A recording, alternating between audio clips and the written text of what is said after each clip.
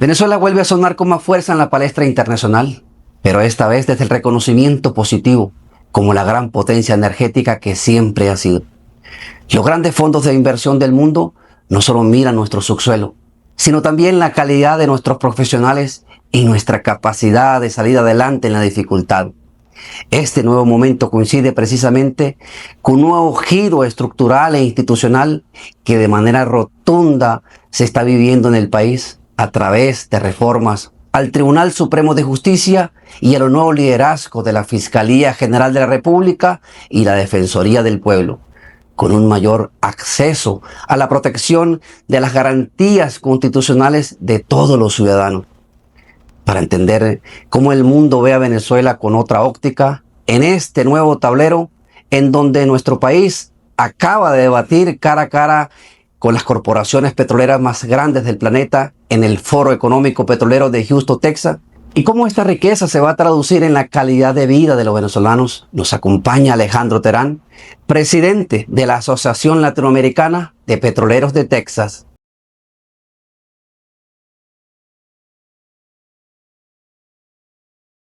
Venezuela avanza hacia una reconfiguración energética en el contexto global. Para ello tenemos un invitado de lujo, conocedor del área petrolera. Además, viene llegando del Foro Económico Petrolero de Houston, Texas. Doctor Alejandro Terán, bienvenido al programa El Sentido de las Cosas. Gracias por acompañarnos. Usted está en la palestra mundial como el representante, como el que lleva la vara del tema conocedor del petróleo a un contexto, digamos, real, como el ciudadano venezolano, el ciudadano de pie, se puede beneficiar y saber la riqueza que nosotros tuvimos en los años 40 y cómo ayudamos al mundo, cómo ayudamos a pacificar el mundo y sobre todo la evolución que tuvimos en su momento. Cualquier momento nosotros entramos en una crisis económica por las sanciones y sobre todo por no entendimiento político, y la industria más poderosa del mundo, decía usted, ¿no? PDVSA, que lo fue y lo es como el jugador de béisbol que es Grandes Ligas, pero está lesionado. Entonces, en este sentido, ya aterrizando, usted viene llegando de la cumbre económica petrolera en Houston, Texas. ¿Cuál fue la energía que se sintió allá con estas transnacionales petroleras mirando a Venezuela? Bueno, gracias Cándido por esta oportunidad, tú siempre tan amable y tan excelente y sobre todo tan versátil, ¿no?, en tus temas, que es importante en este momento. Mira, yo tenía que no iba a la OTC, por cierto, ayer llegaron de Texas también la ministra, llegó Giovanni Martínez, el grupo, vieron 5 muchachos, estuvieron allá espectacularmente en una conferencia en The Woodland, que es la zona también de Houston. El mundo está en una bulla petrolera y Venezuela está en una bulla petrolera. Llegamos allá y después de muchos años, tenemos como unos 10 años que lo íbamos, estaban 60 representantes de la Cámara Petrolera, fueron gente de Petropyme, fueron gente de Fedindustria, fueron personas de la misma zona de Houston, de México, de Colombia, y el centro de la pregunta era Venezuela. ¿Qué iba a pasar en Venezuela? La primera vez que yo fui a la OTC en el año 2000, por cierto, que fue Chávez en esa oportunidad, uno fue para allá y uno no sabía lo que era Venezuela. Llegamos allá, pues acostumbrado al petróleo, acostumbrado a la energía, y no sabíamos lo que estaba pasando. Y en medio de esta crisis mundial, pues lo que sí está claro, todo el resto del mundo, menos los venezolanos, es que la salvación está aquí. Está aquí porque es el único sitio donde puedes equilibrar lo más rápido posible la estabilidad norteamericana, y es el único sitio donde se entiende que hay una capacidad instalada para poder acometer lo que viene. En este momento Estados Unidos consume aproximadamente de diésel de circa un promedio de 1 millón de barriles diarios. Se está hablando que para el 2030 se falta 2,5 de barriles diarios de diésel, que es el motor de que consume el transporte norteamericano. Entonces, están yendo los carros eléctricos, están yendo, pero todo el centro fundamental es la energía fósil, y los data centers, es decir, los centros de alimentación de datos de inteligencia artificial, han prácticamente elevado su consumo en 10 veces. Es decir, cualquier ciudad norteamericana que tenga un centro de data center, valga la palabra, para generar inteligencia artificial, tiene que a su vez incrementar en 10 veces el consumo de energía. Esto está afectando a los locales, y hay una seria situación con los centros de datos norteamericanos. Entonces, estamos viendo un mundo asediado y un monstruo asediado por el déficit energético, y dos países, parece mentira esto que voy a decir, una cosa impresionante, la reunión Xi Jinping-Trump, que se habló de la escalada del arroz de Tucídides, además son los dos potencias con mayor crecimiento económico y ninguna tiene petróleo. Y los dos países que soportan a esas dos potencias, que es Irán por un lado y Venezuela por el otro, asediados por las dos potencias. Entonces, esa descoordinación que hay en el mundo, y siento que ahora va a entrar en un proceso de regularización cuando permitan que Irán avance con su desarrollo petrolero y que Venezuela llegue al nivel que necesita el mundo, que para el 2030 debe ser de 5 millones de barriles. Muy interesante usted haber estado en esta cumbre, presenciar de cerca las grandes transnacionales, los representantes queriendo invertir en Venezuela y sobre todo con la mirada puesta en nuestro país. Hablamos, ¿no? Durante mucho tiempo Venezuela no se hacía presente en las cumbres petroleras con un gran reconocimiento desde el punto de vista de la institucionalidad y el punto de vista del empresariado.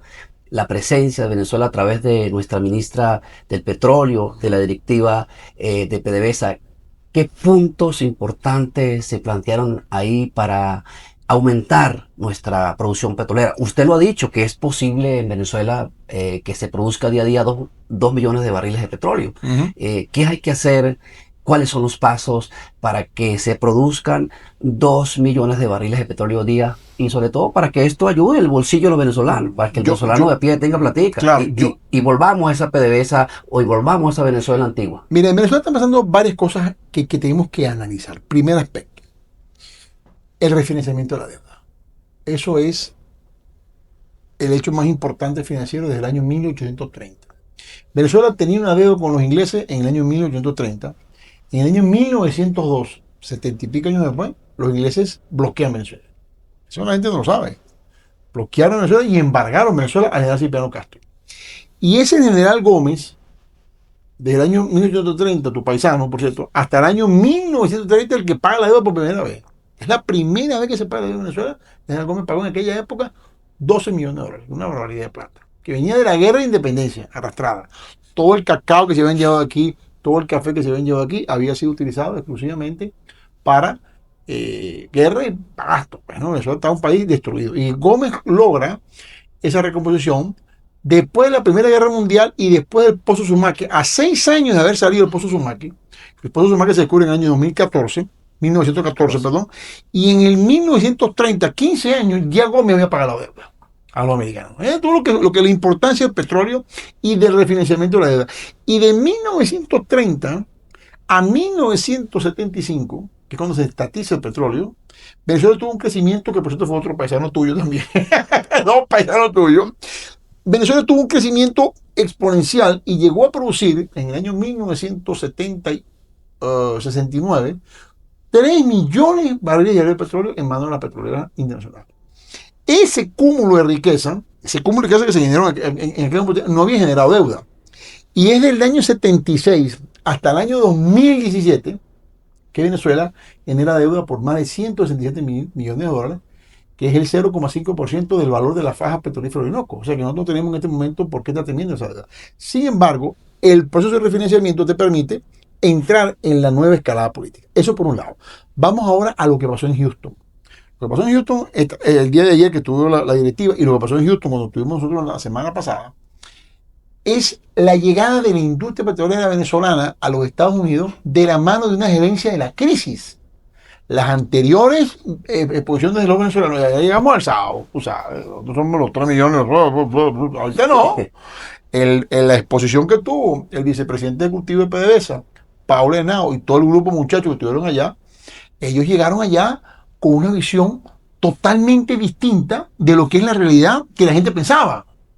Y con unos puntos tan específicos, dijeron, señor, el crecimiento está aquí, aquí y aquí. O sea, los puntos que tocó la directiva de PDVSA tuvo allá con respecto a la necesidad del mercado mundial y las oportunidades en Venezuela, porque una cosa es que te lo quiten, te lo pinten, y otra cosa es que tú lo veas. Son cosas muy distintas.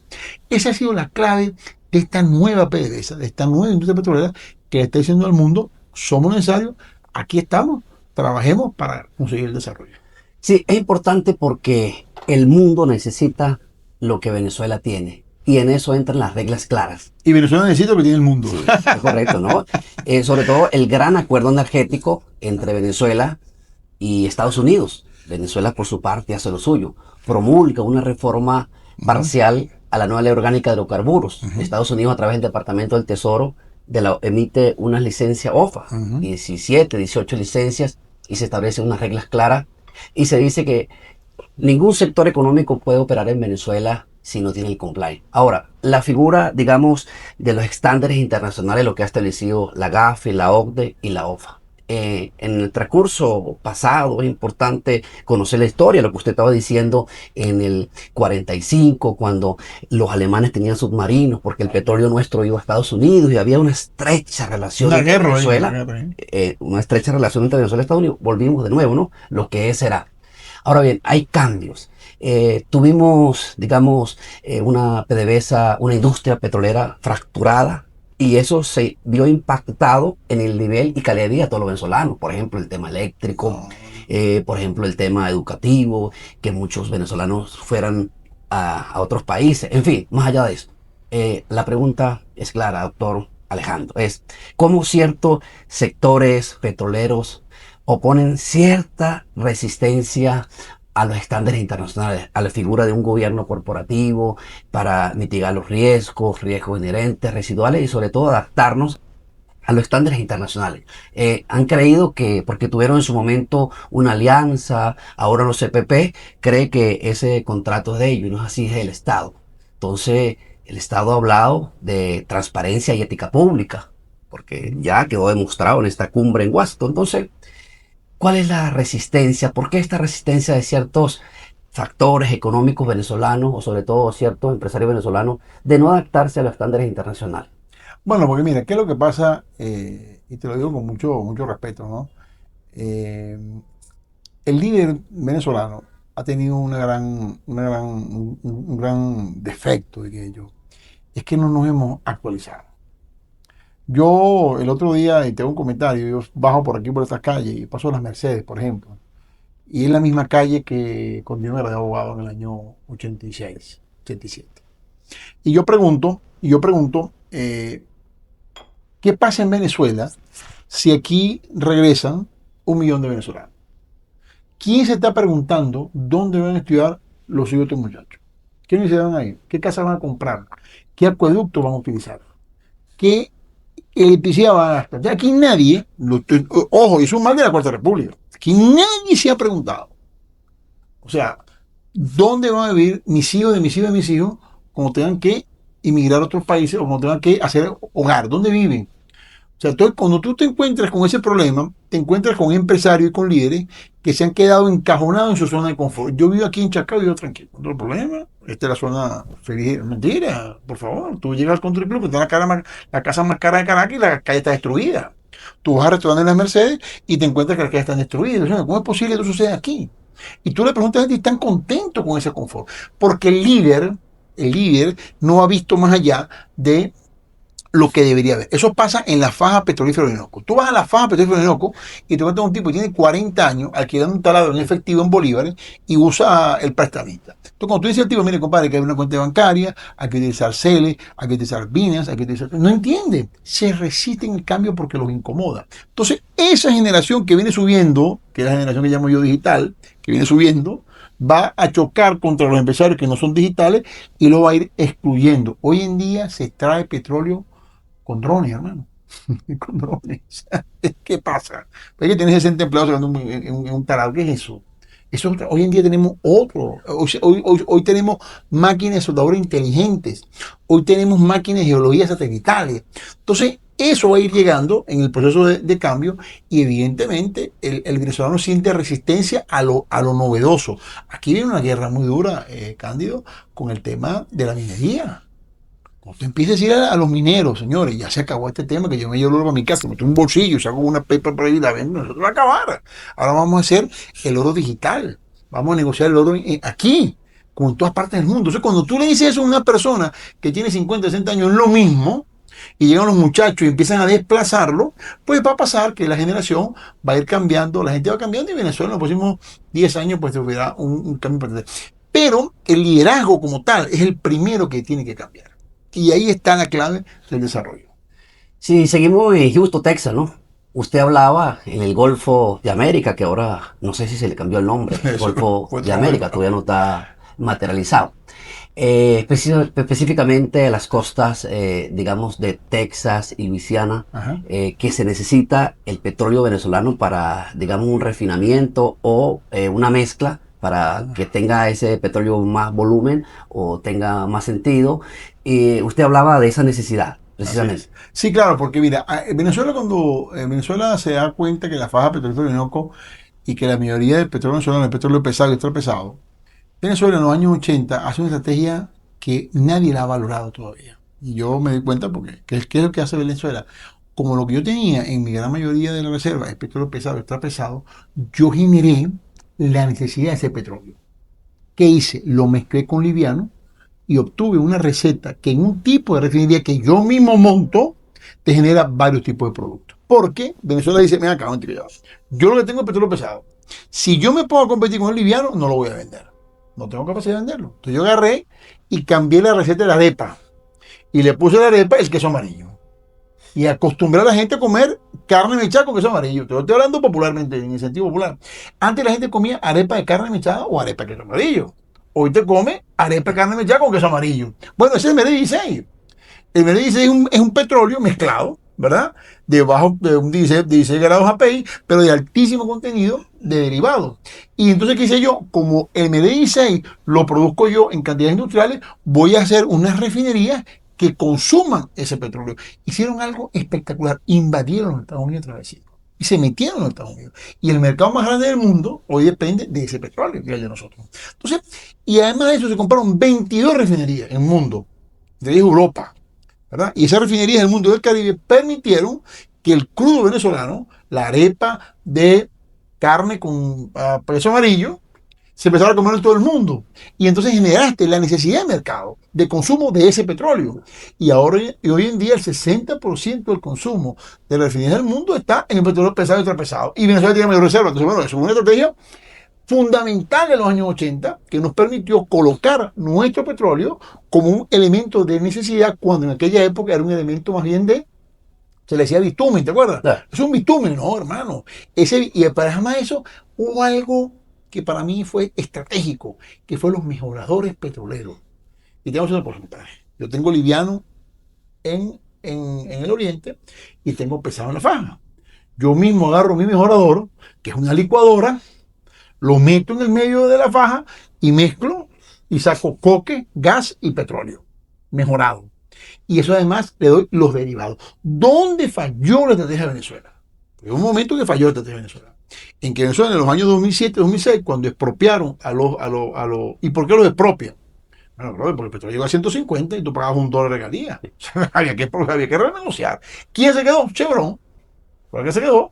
Entonces, cuando tú cambiaste el patrón de refinación, cometiste un error. Te quedaste concentrado en el crudo y abandonaste los derivados, teniendo la segunda refinería más grande del mundo que se llama Complejo Refinador Paraguaná. ¿Hacia dónde debe ir Venezuela? Hacia el derivado, más que hacia el petróleo como tal. Y recuperar el Citgo para que tú, a través de Citgo, que es la gran productora de derivados de los Estados Unidos, te complemente el mercado. Es una estrategia de invasión de mercado que yo he llamado, que debe ser la nueva política que utilicemos en los próximos 5 años. Claro, usted ha dicho algo interesante. Partamos desde el año 2007 hasta el año 2025. Digamos, Venezuela estuvo espalda al mundo en el tema de cumplimiento normativo Claro, ajustado bloqueo, claro. a estándares internacionales. Y se creó cierta resistencia. Ahora Venezuela ha dado los pasos y los avances para ajustarse a los estándares internacionales. Ejemplo de ello, lo dijimos, la nueva ley orgánica de carbono y toda la licencia OFA y gran acuerdo energético. Entonces, hay que dar los pasos para ajustarnos a los estándares internacionales. Y en esto, la política de petróleos de Venezuela, en las dos estructuras que establece la ley, o mejor dicho, la tres, los contratos de participación productiva y las empresas mixtas, estos contratos de participación productiva que ya vienen operando en Venezuela, tienen que ajustarse a los estándares internacionales Así y es. no poner resistencia, porque ese petróleo no es de un empresario, ese petróleo es del Estado que dan beneficios de muchos. Lo que pasa es que cierto momento muchos se beneficiaron unipersonalmente y se dio la trama de corrupción de PDVSA Cripto Horrible, y bueno, horrible. entonces no podemos caer en el error. Entonces, en este sentido, ¿está preparada Venezuela para todo esto que se viene? Para enfrentar estos monstruos, estas transnacionales, sobre todo con un tema de infraestructura, sobre todo con un andamiaje jurídico. Si bien Estado, el gobierno nacional ha dado los pasos, ha reconocido. Y usted lo ha dicho, el grave error nuestro fue en el 2007. ¿Qué nos pasó? No podemos caer en los errores del pasado. Ahora bien, Así es. ¿está preparada Venezuela? Mira, Venezuela está, o sea, socialmente no está preparada, más laboralmente sí. Venezuela tiene el personal para esa operación. ¿Dónde está la falla aquí? Está la falla aquí, que es un tema que tenemos que establecer las políticas integradas. Yo siempre tengo esta anécdota que lo hago como persona. Yo me gradué de abogado en el año 87 y en el año 87, 87, 88, por ahí, no me acuerdo, me fui a Estados Unidos a estudiar leyes en Estados Unidos, estudié en Nueva York. Y yo decía que yo quería hacer negocios en Estados Unidos en aquella época y yo me llevé de donde yo me crié en el estado Bolívar, me llevé 8 kilos de jalea de mango y 4 litros de concentrado de parchista, ¿no? Yo me llevé eso, yo iba a vender, yo iba a exportar a los Estados Unidos. Y llego a los Estados Unidos y me voy a Nueva York, ¿verdad? Un show de comida importante, monto mi stand de comida y pongo mi mermelada de mango, imagínate, mango jelly, que era jalea de mango, y mi concentrado de parchista. Y me siento ahí tranquilo. Y me llega un señor, pasa un señor muy arreglado, un gringo, lo prueba y dice, ¿esto qué es? El mango no se conocía en los Estados Unidos porque el mango lo trajeron los dominicanos y los costarricenses. Y yo le dije al tipo, mermelada de mango. El tipo la probó, dijo, wow, ¿qué es esto? ¿Dónde hacen esto? En Venezuela. Póngale un pedido a este señor. Primer pedido, 20.000 toneladas. Y deme un barco de parchita. Cuando fuimos, cuando nos volteamos, no había capacidad de producción por 25 años. Entonces, Venezuela ahorita, si arrancan todas las plantas y empezamos a hacer los mejoradores petroleros, para empezar se va la luz. Para empezar, se va la luz. Y el segundo punto, tiene que meter 30.000 hombres en la faja, pero tengo que trabajar. ¿Y dónde comen? ¿Dónde duermen? ¿Qué son 30.000 celulares más? El que tiene uno, el que tiene dos o dos celulares más, es más gasolina, es más combustible. Aquí tiene que venir primero una preapertura, lo que yo he llamado prepararnos para recibir a los hijos otra vez en la casa. O sea, nosotros, eso como tus hijos se vayan y va a ser todos casados con cada uno con 3 muchachos, va a tener 10 personas más. Entonces hay que prepararte para recibirlo. Y ahí está el detalle fundamental, pues estamos hablando de producción petrolera, estamos hablando de incremento petrolero, estamos hablando de inversiones y nadie está hablando que van a comer en la faja la semana que viene. Por ejemplo, hay una parada de planta en Pedro Zamora, aquí donde 7.000 hombres. ¿Dónde duerme esa gente? ¿Qué va a comer? ¿Dónde los guindas? O sea, ¿dónde esa gente no tiene capacidad estratégica para eso? Entonces, yo siento que Venezuela está preparada desde el punto de vista de infraestructura, está preparada desde el punto de vista de logística, pero no está preparada desde el punto de vista de operaciones. ¿Qué hacer para prepararnos desde el punto de vista operativo para llevar esa producción día a día a 2 millones de barriles y a 4 o 6 millones? Es lo que yo he llamado la preapertura. Tú tienes que bajar el capital, meterlo en la parte eléctrica, hacer rápidamente las 4 estaciones eléctricas que tienen que poner en Oriente y traer una gran campaña, agarrar los Estados Unidos, que son socios en este momento, y hacer una gran repoblación de la zona, como lo hicimos en los años 1960, ¿no? Tomando control a través de campamentos prácticamente militares. Es la única manera que tú puedas tener ahí 30, 40.000 hombres trabajando tiempo completo, ¿verdad? Con infraestructura, con capacidad, con respuesta inmediata. Hay que resolver problemas de la importación de productos. O sea, hay que tener una rapidez mucho más relancina de la que tenemos, porque a final de este año, las refinerías de Siglo necesitan 1,5 millones de barriles. Y ya muy pasivo. Y usted hablaba 3 cosas importantes, ¿no? El tema eléctrico. ¿Cómo solucionamos el tema eléctrico? Lo que pasa es que hay mayor producción, hay mayor consumo. La infraestructura fue resquebrajada. El tema de transporte, el tema de las carreteras, el tema de vialidad, también hay que mejorarlo. Venezuela tiene que decretar una emergencia logística ya. y entonces volverse a las grandes proveedores y decir, señores, yo tengo el petróleo, te puedo Pero, pagar el petróleo. y bueno, seguimos en Texas, ¿no? No, y Eh, Texas lo sabe, ¿viste? sí. Texas está consciente de ese tema. La ministra Paula Henao habló en el foro petrolero de Houston, Texas, que Venezuela había firmado 30 contratos de CPP, 13 con personas, digamos, transnacionales y 10 nacionales, para seguir, para aumentar la producción. El punto es el siguiente, que muchas veces algunos nacionales lo que presentaron fue un papel, un contrato. Este es el contrato que PDVSA que me dio a mí. Entonces viene el socio inversionista, que es el que invierte para que aumente la producción. Pero ahora ese que puso los papeles no se quiere ajustar al gobierno corporativo, no se quiere ajustar a lo que establece la nueva ley orgánica de carbono y sobre todo a los cumplimientos de los mandatos OFA. Entonces no hay que poner resistencia para aumentar y elevar la producción. Y muy importante lo que dijo la ministra Pablo. Entonces, ¿cómo llevar esto a la práctica, autor? Mira, en Texas existimos en el Permian Basin, donde está la mayor producción petrolera de Estados Unidos, son 6 millones de barriles. Existimos, hay 3 millones de pozos.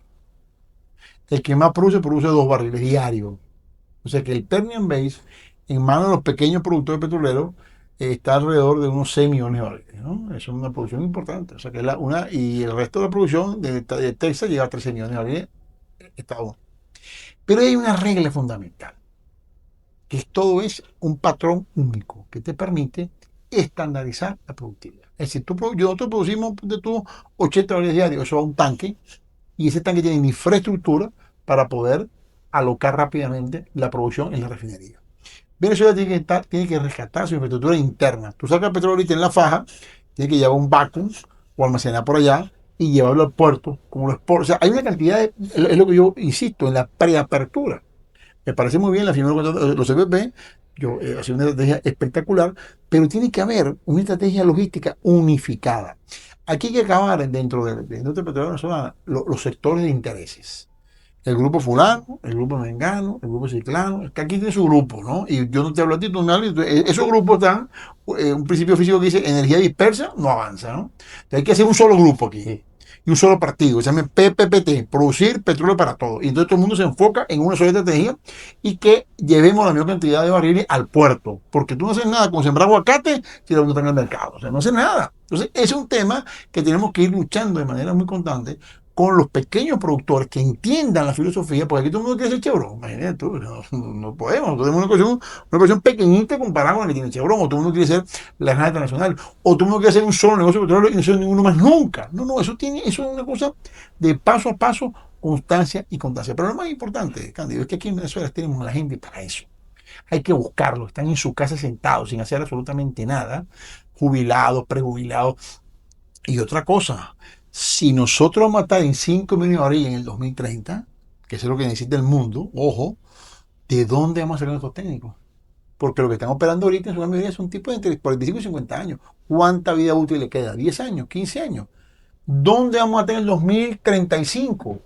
Nuestra industria. ¿Y con qué muchachos vamos a trabajar? ¿Con qué ingenieros vamos a trabajar? Esa pregunta es la que a mí me está atormentando en este momento. A mí no me atormenta llegar a 2 millones de barriles. Vamos a llegar tranquilamente. ¿Qué pasa cuando ellos no tengan la suficiente energía como ahorita para poder seguir trabajando? ¿Quién me sigue a mí? Entonces, yo sí, y eso PDVSA tenía un mecanismo importantísimo de preparación de muchachos soldadores, hermano. Aquí no hay soldadores, no hay soldadores. ¿Dónde están?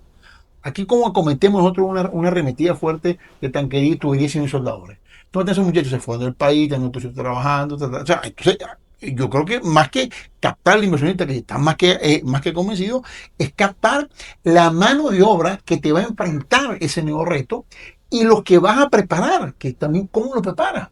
O sea, cómo tú empiezas a preparar los nuevos técnicos petroleros. Ese muchacho que lamentablemente murió ayer en Maracaibo por una falla una falta de comunicación, no hay que echar la culpa a nadie, entre el chino y el venezolano. Ahí hubo bueno, y pasó un accidente sin querer, como pasan muchos accidentes. Entonces, esas cosas pasan justamente porque no hay una unificación de criterio con respecto a los temas. Bueno, y lamentablemente suceden esos tipos de cosas que lamentablemente no se le puede echar la culpa a nadie. Y justamente ese incidente que sucedió en el lago de Maracaibo entre la empresa china, Sí, Concord. China Concord, también creo que está Lagunilla. Así es. ¿Será que no hay unos buenos programas de cumplimiento en cuanto a los derechos laborales, ambientales, digamos, fiscales, en el tema de seguridad e higiene laboral o seguridad e higiene ambiental? En eso también es el compliance, ¿no? ¿Qué pasó ahí?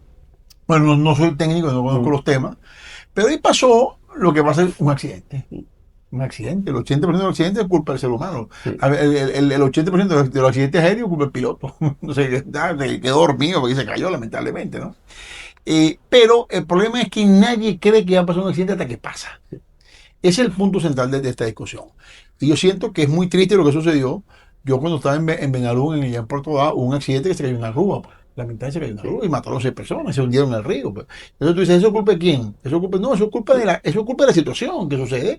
Y son cosas que son íbamos manejando un carro y chocaron. Oye, chocamos, pues, y se mataron 3. Oye, ¿quién es culpa? No, que el semáforo, que el policía, no, es culpa de la situación que sucede.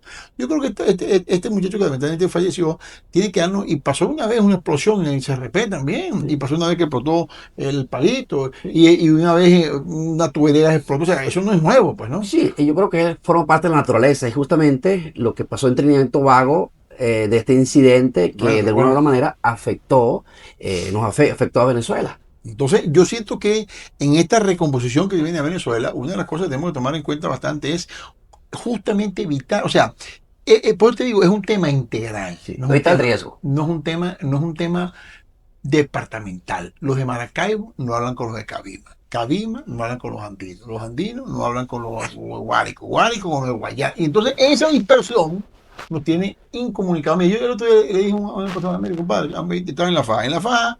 En la FA Petrolero hay 5 autoridades ambientales. 5 autoridades ambientales. La de PDVSA, la del Ministerio del Ambiente, la de la alcaldía, la de la gobernación y la de CP, y la de CBP. Ninguno se reúne. ¿Cómo es eso? ¿Cómo diseñamos una política ambiental o de prevención si las 5 autoridades no se reúnen? Seguridad personal, Guardia Nacional, Policía Nacional Bolivariana, Policía Municipal, Policía Estatal y Dirección General de Servicio de Inteligencia. Ninguno habla entre ellos. Y se dice PC. Doctor Alejandro, el presidente Donald Trump siempre habla de Venezuela, de las buenas relaciones con el nuevo gobierno, el petróleo venezolano, la producción.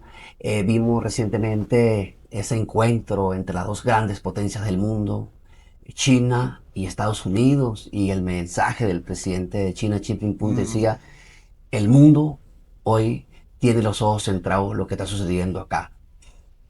Ahora otra reunión entre el presidente de Rusia y Hoy llegó a China. China. ¿Sí? Bueno, eso, ¿qué mensaje trae al mundo, ¿no? Y sobre todo, ¿cómo se presenta Venezuela para cubrir ese déficit o esa necesidad petrolera por el tema del estrecho Hormuz?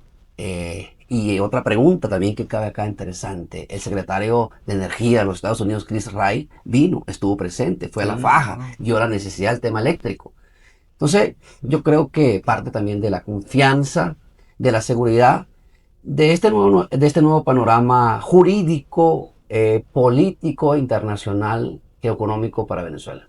Sí, mira, yo creo que el mundo ha entendido, y sobre todo el gobierno norteamericano entendió, de que si tú bloqueas a Venezuela como lo bloqueaste, pues le diste un tiro en el pie a la economía mundial y ellos lo saben, ¿no? O sea, yo creo que Trump entendió eso, lo está entendiendo, y tan lo ha entendido que está buscando los medios para controlar a China a través del petróleo. Ya le quitó el de Venezuela, está tratando de apretarlo con el Irán, ¿no? Ese es el punto número 1. Punto número 2, los Estados Unidos y el Occidente, el Occidente del mundo, no se dio cuenta que iban creciendo unos dragones por allá y se juntaron los BRICS. Y cuando tú juntas los BRICS y te das cuenta que es una economía que almacena el 64% de la capacidad energética del mundo, y Rusia, que juega un papel estratégico, cuadra la guerra con Ucrania, apretas Europa, y te encuentras en medio de 5 mil millones de ciudadanos en el agua ya, consumiendo 10 veces más lo que consumían hace 10 años atrás, y vas a meter 1.500 millones de carros y, 5.000 y 3.000 millones de teléfonos celulares, cuando tú empiezas a ver esos números, empiezas a ver lo que está sucediendo, y empieza a comparar una economía netamente especulativa del Wall Street versus una economía productiva que es la de Oriente. Oriente entendió, el mundo entendió, el mundo oriental, los chinos, los hindúes, entendieron, los vietnamitas, los Singapur, Malasia, todos esos pocos países entendieron que lo único que tienen ellos es mano de obra y la pusieron a trabajar. ¿Qué tiene China? Chino, man, 1.500 millones de chinos. Pero ¿qué tiene China? Puro chino. Y dijo, a trabajar todo el mundo, compadre. Entonces están trabajando todo el mundo y se han convertido en una gran factoría mundial. Ese problema, al China entrar de frente en el mercado con el resto de los países, empezaron también a consumir más. Y al consumir más también se fueron, como dice, el indio no engorda porque no come. Empezaron a hacer las cosas buenas, las marcas, los aire acondicionados de Shanghái, hermano, es una cosa, bueno, imagínate, no lo que era hace 30 años, o vas a Vietnam, o vas a Singapur, Malasia, Corea del Sur, y entonces la gente está buscando calidad de vida. Y esa calidad de vida cuesta plata, y ese dinero cuesta energía. Y esa energía es petróleo. El 60% del mercado del mundo es fósil. Gas, petróleo, combustible y carbón. Todavía el carbón es utilizado en este momento. Entonces, eso se da cuenta y cuando Tron revive y Tron abre los ojos, se da cuenta que tiene el dragón metido en la casa, que es el dragón chino. Entonces está tratando de sacarlo como puede, pero yo creo que eso va a ser muy difícil, ahí va a haber un gran acuerdo. Pero en esa salida del dragón, ¿verdad? Se da cuenta de que no le queda petróleo y al único pro seguro le mete un tiro en una pierna que es a Venezuela. Entonces, ¿qué le queda a Trump? Cargar a ese hombre, montárselo aquí en el hombro y ver de qué manera logra recuperar los niveles de productividad de Venezuela original. Sí, pero bueno, China fue presionada y salió de Latinoamérica con el canal de Panamá. Las relaciones que tenía China con Venezuela están un poco aisladas. Pero bueno, más allá de esto es el Pero tema mantiene Perú, mantiene Argentina, mantiene, sí, no, estamos muy bien colocados. Colombia también. Sí, como, claro. De todas maneras, esto eso es una, más que la lucha, es cómo entra a jugar la geoeconomía en el panorama mundial de la geopolítica desde el cabal, es decir, el poder detrás del poder con los intereses de las potencias. Y nosotros somos una potencia energética Así bien. y tenemos Pero que no lo esto, entendemos, no lo entendemos. Y los venezolanos tenemos que entender que somos la potencia y llevarlo a desarrollo. Y ojo, es importante que lejos de pensar en las próximas elecciones, pensemos en las próximas generaciones. sí. No, usted toca un tema muy importante, el tema social. Nosotros a veces achacamos la responsabilidad al Papa Estado. Y yo creo que la manera en que los países salen adelante es por el trabajo, por el esfuerzo, por la constancia día a día. Y nos acostumbramos de un petróleo, de un Cadivi, que el Estado nos daba una tarjeta de $3.000, $5.000 y todos nos lo gastábamos. Tuvimos que haber invertido, tuvimos que haber reinvertido, tuvimos que haber trabajado la mentalidad, tuvimos que habernos esforzado más. Pero bueno, ya eso pasó y no podemos volver al pasado, tenemos que volver al presente. En esta nueva Saudi, Venezuela, para así decirlo, ¿Sabes? Eso es correcto. como la Arabia Saudita. Entonces, hay una oportunidad para Venezuela y una oportunidad para todos los venezolanos. El Estado está dando los pasos, las seguridades jurídicas, una reforma al Tribunal Supremo de Justicia, un nuevo fiscal general y un nuevo defensor de público y sobre todo el respeto a las garantías constitucionales de todos los ciudadanos. Esto genera también, digamos, seguridad para los inversionistas, porque yo hablaba en estos días con unos inversionistas y decía, ¿hay la seguridad en Venezuela? Claro que hay la seguridad en Venezuela. Para que venga la inversión, porque la inversión es lo que permite que haya trabajo. La inversión es lo que permite que haya platica en la calle y que el venezolano tenga platica en el bolsillo. Y a medida que tenga platica, pues tiene mejor calidad de vida, no necesita irse y que produzca. Entonces, usted que ha recorrido el mundo y ahorita está llevando, digamos, un mensaje de lo que es nuestra Venezuela petrolera, hacia dónde vamos. ¿Qué otras aspiraciones más hay en Venezuela? Mira, Venezuela tiene para mí tres grandes focos de desarrollo. En primer lugar, el petrolero, evidentemente. En segundo lugar, el agroindustrial. ¿Ok? Porque el agro es la segunda, ya el ganado no es un commodity, es una necesidad mundial. Hay un déficit de carne vacuna y bovina a nivel mundial. Y esto radica porque tiene pues 5.000 millones de personas comiendo 3 veces al día, que antes lo comían. Paraguay exporta para China 2 millones de toneladas de carne mensuales. Perdón, anuales. Imagínate tú, pues, ¿no? Venezuela se colocó en un productor agrícola importantísimo. El tercer aspecto que va a venir en desarrollo pronto es los elementos tierras raras, que no estaban, se habla mucho de eso, pero no estaban en el escenario. El oro se va a organizar.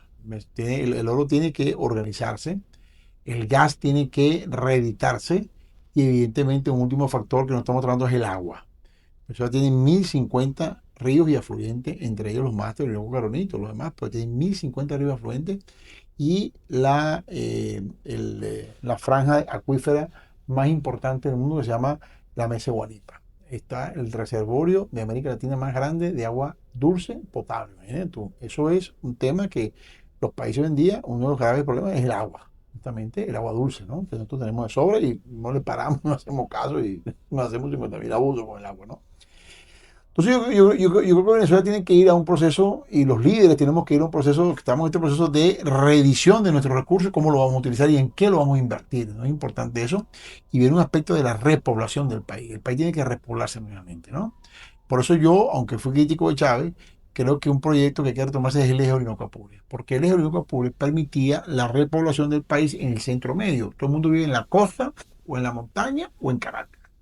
Y de ahí para abajo, eso es, como dicen por ahí, multicultural, ¿no? Entonces, yo siento que es un proyecto a 10, 12 años y aquí hay que retomar un ministerio que se olvidó, que es el Ministerio de Planificación y Desarrollo. Lamentablemente, era un ministerio que te establecía a ti hacia dónde íbamos, ¿entiendes? ¿Cuántas escuelas hacen falta? ¿Cuántas universidades? ¿Cuántos puestos de trabajo? ¿Cuántas casas? Aquí esa pregunta no la estamos haciendo y eso a mí me preocupa mucho porque estamos creciendo demográficamente de manera totalmente disparatada, ¿no? Y entonces los muchachos hacen una pieza del papá, los otros se ponen un apartamento, todo el mundo vive como apivotado, ¿no?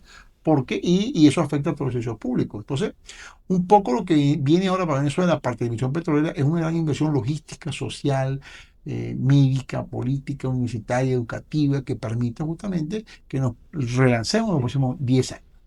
Ha tocado un tema interesantísimo, educativa, ¿no? La Universidad de los Hidrocarburos, las universidades públicas, las universidades privadas que ofrezcan la ingeniería petrolera, la ingeniería, digamos, de servicio. Usted tocaba de los soldadores. Nosotros teníamos antes el INSE, que preparaba técnicos y mucha gente esa se fue.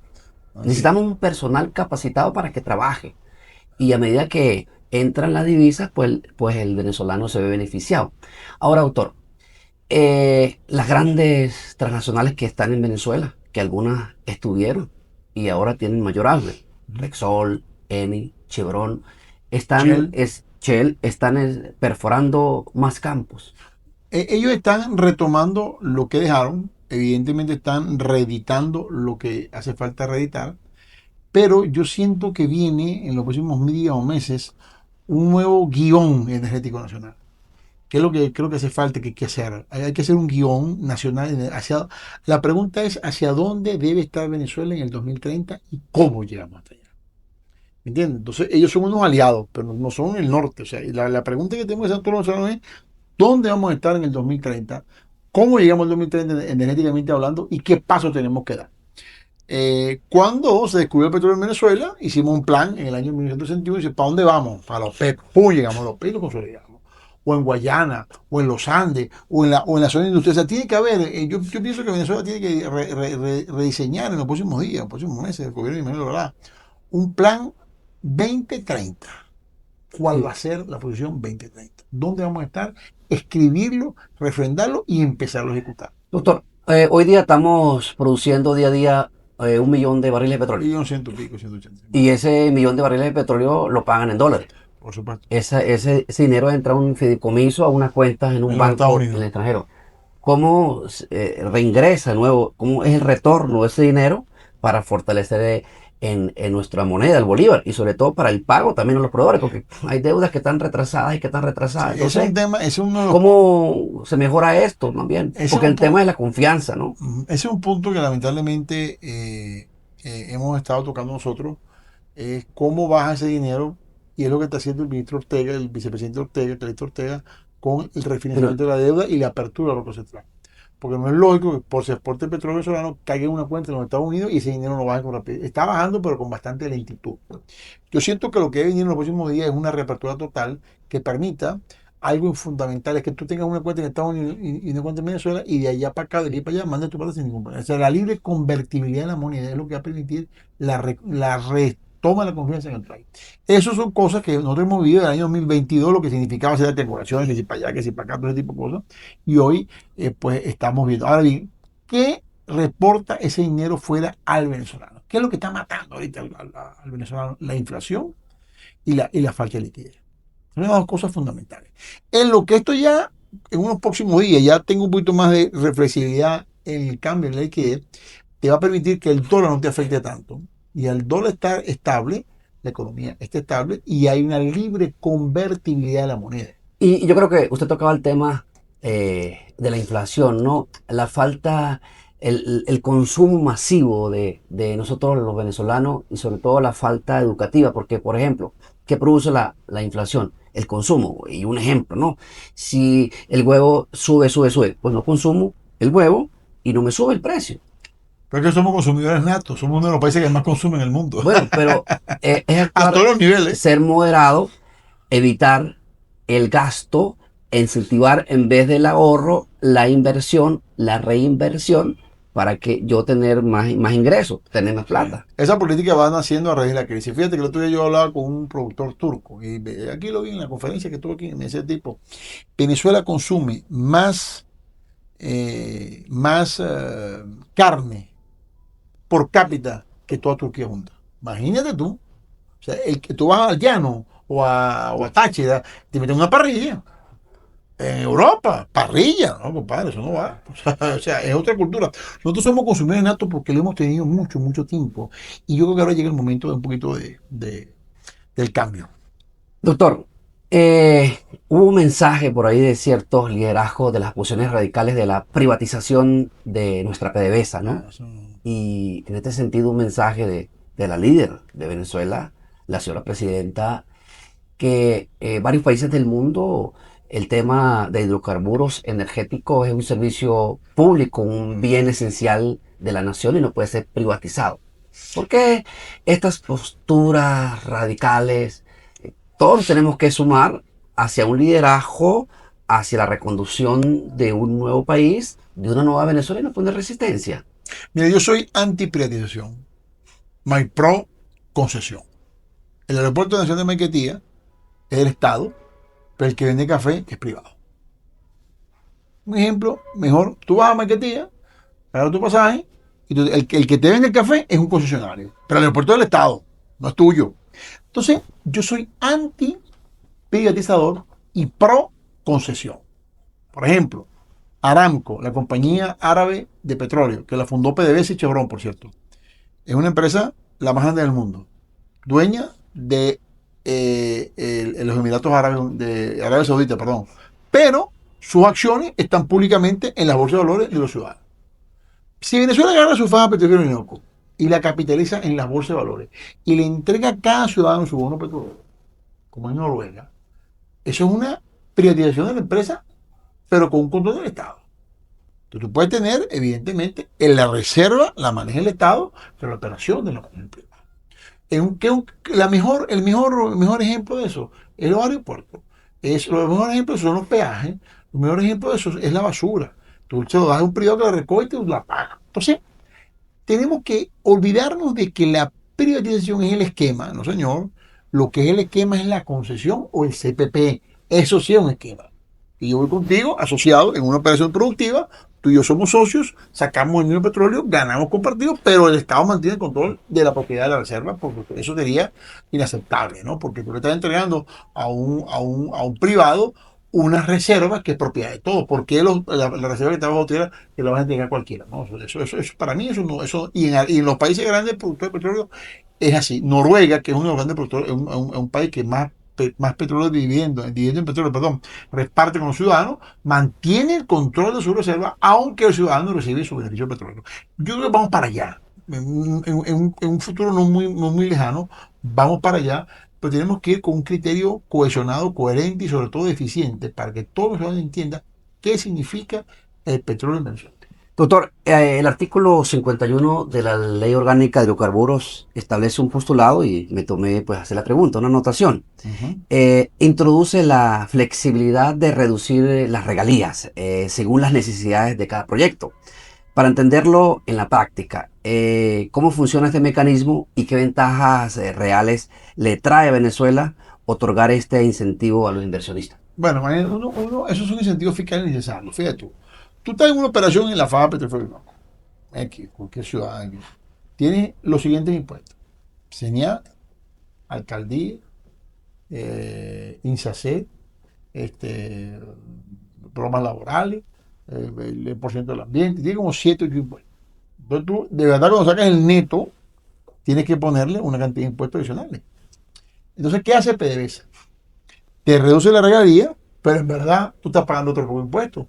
En verdad, como dicen los americanos, pierden la papa y ganan el tomate. O sea, tú estás perdiendo aquí, o sea, tú estás recibiendo un incentivo importante, que es importante, pero a su vez estás generando empleo, pagando impuestos de la alcaldía, pagando electricidad, pagando una cantidad de servicios con eso, que aunque tú tengas menos impuestos en regalía, eso va a dar una raca con su hermano, pero ¿cuál es el problema? Si al final del día lo pierdes aquí, lo ganas allá, porque al final el Estado es el que va al final, y al final del día el Estado pecha ese petróleo y pecha también esa operación. Entonces, yo creo que eso fue como una concesión muy importante para los privados, pero nadie ve lo que en verdad paga el privado. La gente ve lo que él dice, el 15% del neto. Bueno, hermano, llega el neto, pues. Cuando llegas al neto, te vas a dar cuenta lo que en verdad estás pagando de impuestos y el país nunca pierde, gracias a Dios. Doctor, Venezuela avanza. Hay un nuevo liderazgo, un nuevo mensaje, seguridades jurídicas, garantías constitucionales de los ciudadanos. Es imposible pues hablar de este año, ¿no? El 3 de enero, lo que establece por una parte nuestra constitución, Ujú. el derecho internacional a través de la Carta de las Naciones Unidas, la libre determinación de los pueblos, la no agresión y la soberanía. Eh, Hay un presidente privado de la libertad de Nueva York. En la Constitución establece falta absoluta y falta, digamos, leve. Temporal. Y nuestra Constitución establece la falta absoluta, falta temporal. Se ha hablado de elecciones. ¿Qué dice nuestra Constitución acerca de este postulado de las elecciones? Cómo la sociedad civil pudiera entenderlo. Reconocemos los pasos que está dando el Estado, el aumento del sueldo de los trabajadores. Mira, el 3 de enero fue un día de sorpresa mundial, creo yo, ¿no? Todos nos quedamos con la boca abierta, entre ellos yo de primero. Y hubo una situación de continuidad inmediata del mismo gobierno, eso fue lo que pasó aquí. O sea, yo siento que el gobierno del Partido Gobierno sigue en la misma operación. Pero aparte de eso, eh, es el reflejo de la necesidad mundial energética. Y evidentemente hay unos intereses económicos que están sobreponiendo los intereses eh, políticos. Los abogados entendidos en la materia, pero uno de ellos, pienso yo que deben entender que hubo una barbarie jurídica en todos los sentidos. Ahí todo el mundo, el mismo juez en Nueva York no haya que hacer con ese caso en este momento. No lo digo yo, lo dicen los abogados en Estados Unidos. Cómo tú extraes a un presidente de esa manera y te lo llevas de esa manera, practicando una orden de detención judicial en Venezuela. Imagínate, una cosa, una total barbarie extraterritorial. Sin embargo, los países se ponen de acuerdo, los poderes se ponen de acuerdo, y yo siento que hay un gran acuerdo mundial de poder para mantener a Venezuela como está y en proceso de desarrollo. Lo que diga la Constitución, pues evidentemente se está respetando en los términos que se hay que respetarse, pero yo pienso que en este momento no es esa la discusión. En este momento la discusión es estabilidad del país, crecimiento económico, estabilidad de la gente, y hablamos de ese tema después. Y la gente, el 86% del país, lo está aceptando de esa manera. El Sí, país está diciendo, mira, vale, hablemos de ese tema después, no es el momento de tratar hablando del tema electoral. Eso espanta al inversionista. Ojo, usted plantea aquí elecciones y todo el mundo sale corriendo. Aquí la gente, el que lo que están midiendo, que están ganando confianza en el país, tú no le puedes tirar unas elecciones ahorita en menos de un año, pues se van. ¿Entiendes? Pues no saben qué es lo que va a pasar. Entonces yo siento que primero hay que terminar de estabilizar todo lo que hay que estabilizar, ¿verdad? Y después de todo esté estabilizado, pues evidentemente se hablarán de aspiraciones políticas, que son justas y valeras, pues, ¿no? pero el Estado venezolano, entendiendo el Estado por población, territorio y gobierno, y en este sentido el gobierno ha dado los pasos de estabilidad.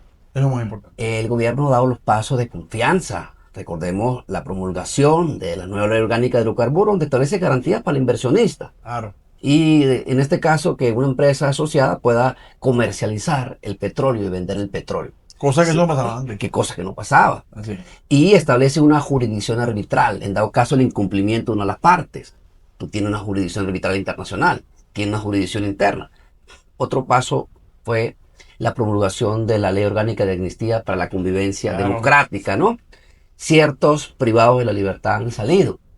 La ley de minas, digamos, estas relaciones de Venezuela con el mundo.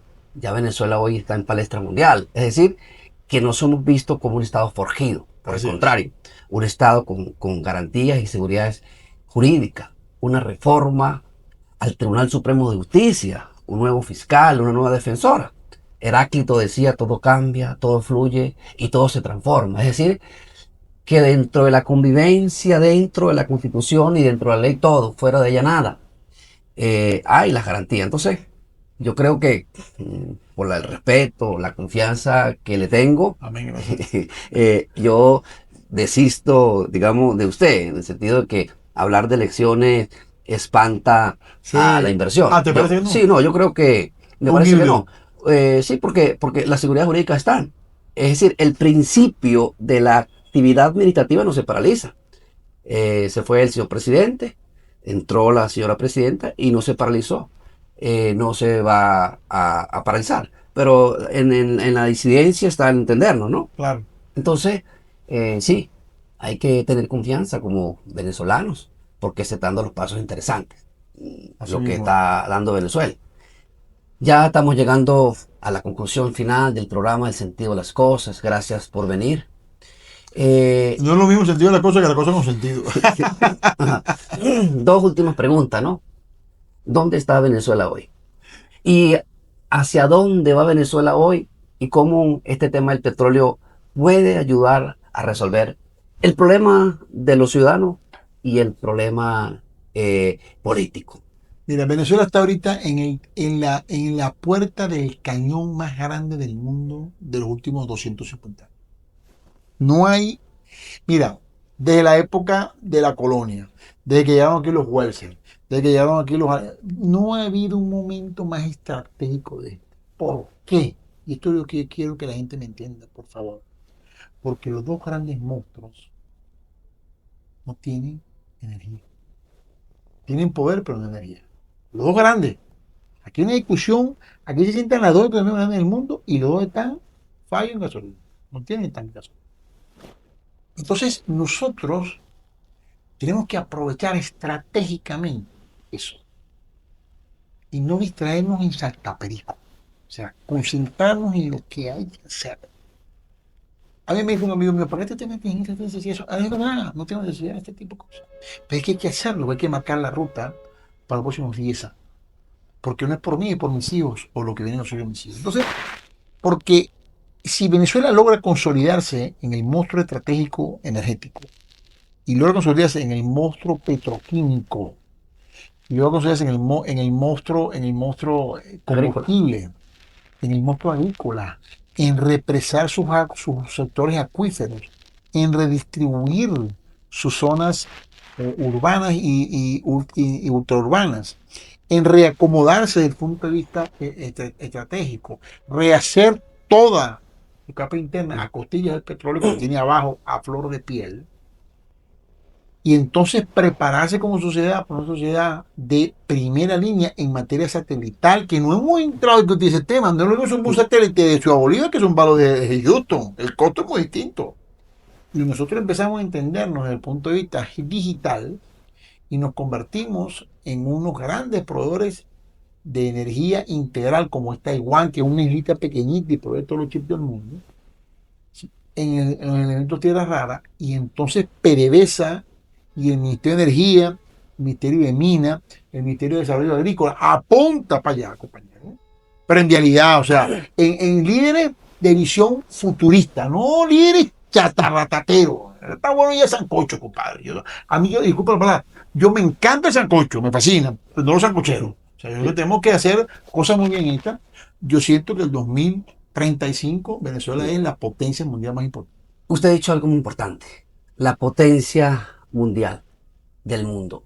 No se trata de plata, porque No, plata hay. Mira, hermano. todos los fondos de Plato inversión, sobrado. sí, todos los fondos de inversión tienen los ojos puestos en Venezuela, pero necesitamos un cambio de actitud, Así es. necesitamos un cambio de perspectiva, un enfoque, que el ser humano sienta que vive. Disculpe que te diga esto. Nosotros nos hemos volado en 50 años 72.000 billones de barriles. Las reservas de los Estados Unidos. Nos las volamos. 4.3 trillones de dólares, hermano. Un gasto O sea sin que necesidad. plata ha habido. Lo que no ha habido es cabeza. Exactamente.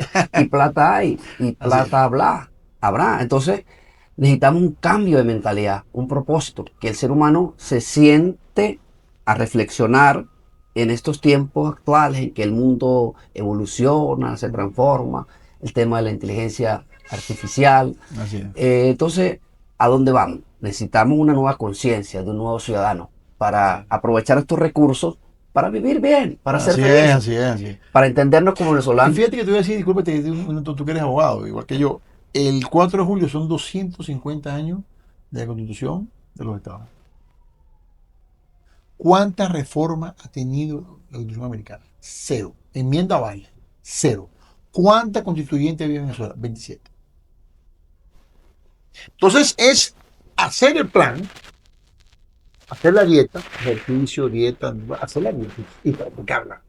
¿Entiendes? Entonces yo siento que Venezuela está en ese camino y este barco que estamos llevando dentro de una capitana le ha tocado esa tarea. Pero el trabajo de los comunicadores como tú y eventualmente como yo es darle la explicación a los que creen que es todo sencillo. Yo siento que es un tema de sacrificio, un tema de esfuerzo, un tema de trabajo y veremos el éxito seguro. Sí, y ya llegó la hora que los chanchulleros, como hablábamos, no están acá. No, gracias. Los que se quisieran aprovechar de la Ujú. teta del Estado, de los beneficios del Estado para enriquecerse de la noche a la mañana, yo creo que ya les llegó un camino final. Así Porque mismo. ahora es una nueva Venezuela estructurada en los principios de transparencia, de ética pública, ajustado a los estándares internacionales. Y si tú trabajas y te esfuerzas, pues vas a tener las cosas trabajando. Como decía la frase allá en San Cristóbal, no solo aprendiendo y trabajando, podemos salir de abajo. Así es. Nos faltó mucho por hablar. Haremos otro punto Sí, nos faltó hablar de circo, pero ya vamos a hablar de circo. en otro momento, Sí. seguramente. Muchas gracias por venir Gracias, Cándido. al programa El sentido de las cosas y si quiere una conclusión final. Sí, bueno, es importante estar en el sentido de las cosas, pero todo lo que están viendo este programa, que son mucha gente, y gracias, Cándido, por este espacio, por este tiempo, estos jóvenes que me están acompañando el día de hoy, es ver el sentido de las cosas y darle a las cosas con sentido para que tengan un final feliz para todos.